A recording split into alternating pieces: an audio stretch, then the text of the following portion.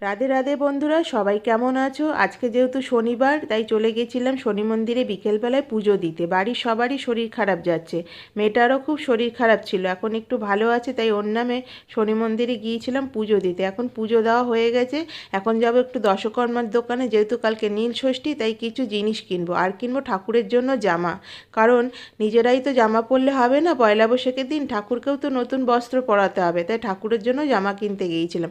কত সুন্দর সুন্দর জামা ঝুলছে দেখো ঠাকুরের। এখন কেনাকাটি হয়ে গেছে, বাড়ি চলে যাব। গুড নাইট, আজকের মতন টাটা। রাধে রাধে বন্ধুরা, সবাই কেমন আছো? আজকে যেহেতু শনিবার, তাই চলে গেছিলাম শনি মন্দিরে বিকেলবেলায় পুজো দিতে। বাড়ির সবারই শরীর খারাপ যাচ্ছে, মেয়েটারও খুব শরীর খারাপ ছিল, এখন একটু ভালো আছে, তাই ওর নামে শনি মন্দিরে গিয়েছিলাম পুজো দিতে। এখন পুজো দেওয়া হয়ে গেছে, এখন যাবো একটু দশকর্মার দোকানে, যেহেতু কালকে নীল ষষ্ঠী, তাই কিছু জিনিস কিনবো। আর কিনবো ঠাকুরের জন্য জামা, কারণ নিজেরাই তো জামা পরলে হবে না, পয়লা বৈশাখের দিন ঠাকুরকেও তো নতুন বস্ত্র পরাতে হবে, তাই ঠাকুরের জন্য জামা কিনতে গিয়েছিলাম। কত সুন্দর সুন্দর জামা ঝুলছে দেখো ঠাকুরের। এখন কেনাকাটি হয়ে গেছে, বাড়ি চলে যাব। গুড নাইট, আজকের মতন টাটা।